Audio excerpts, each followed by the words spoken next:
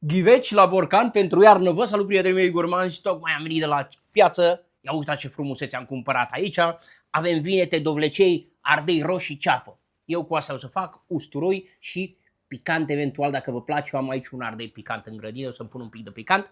O să vedeți cât de simplu le putem pregăti la noi acasă. Vă las ingredientele sub video să nu vă mai plictisesc.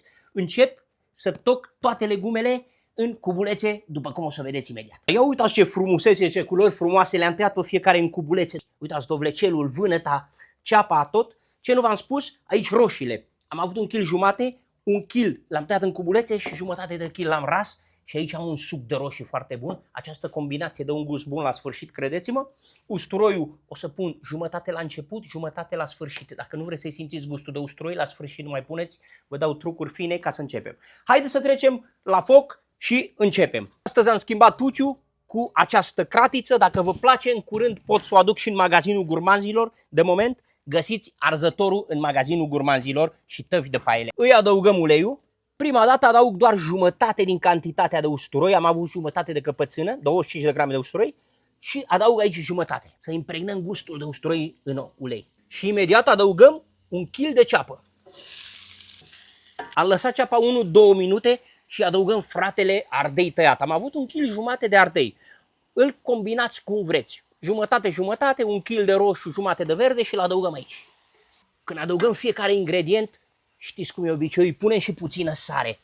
Astfel își ia sarea necesară și la sfârșit doar îl corectăm. Ca să știți, și acesta este un truc foarte bun. Partea bună la acest arzător, că acum îi dăm drumul și la ochiul din afară, vedeți? Putem să jucăm cu focul cum vreți. Foarte util pe timp de vară pentru zacuscă, conserve, gemuri. Acum eu timpul exact nu pot să vi-l spun cât le-am ținut aici, depinde de foc, depinde de recipient, până vedeți că ardeiul nu mai are culoarea lui vie și este un pic prăjit. Și acum adăugăm roșiile tăiate în cubulețe. Le adăugăm puțină sare și le amestecăm. Le pun și pe cele rase astfel să aibă mai multă zeamă. Roșii eu am pus 1,5 kg aproximativ, mai mult, mai puțin puteți să puneți. Ce viață am dat acestei rețete, prietenii mei gurmanzi. În canalul meu găsiți multe rețete de zacuscă, găsiți rețete de murături, iar cei care nu urmăriți, urmăriți la Sebi acasă în rețele sociale. Aveți ce învăța. Am lăsat toate roșiile 1 minut și au lăsat bine zeama și adăugăm 2,5 kg de dovlecel și 2,5 kg de vânătă. Eu le-am cântărit cu tot cu coajă înainte să le curăț. Și le adăugăm sare. După cum v-am spus, la sfârșit doar le corectați. Acum par multe, dar imediat ele o să se tragă, o să rămână mai puține. Vedeți partea bună la acest arzător? Fierbe pe toată suprafața. Pliș și putem să controlăm focul din mijloc, focul de afară și așa dominăm focul cum vrem noi. În cazul meu au fiert 40 de minute, ținând cont că acest vas are o suprafață de evaporare mare și punem o lingură de usturoi. Dacă nu vă place gustul de usturoi, pe acesta îl puteți evita. Și acum îi punem piperul. Eu pun aproximativ o lingură de piper. Dacă vă place piperul, bine, dacă nu, nu.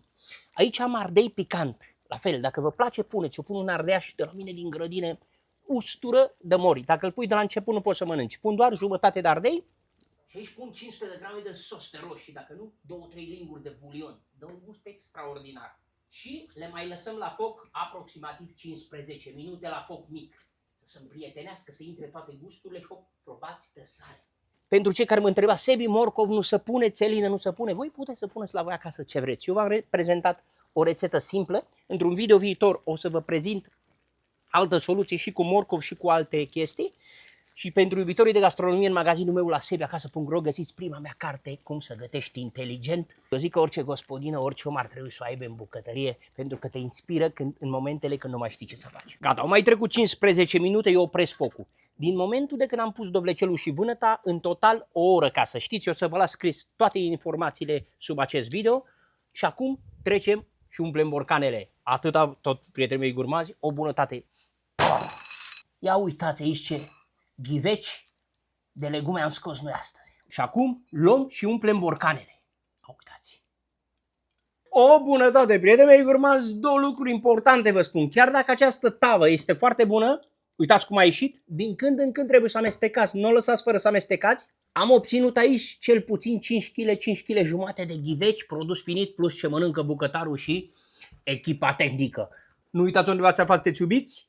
Ca să-l păstrați peste iarnă, îl puneți la baie Maria minim 20 de minute sau dacă nu la cuptor, cum v-am arătat la rețeta de zacuscă fără coacere. Vă pup și nu uitați să urmăriți la Sebi acasă în rețele sociale. Bye bye!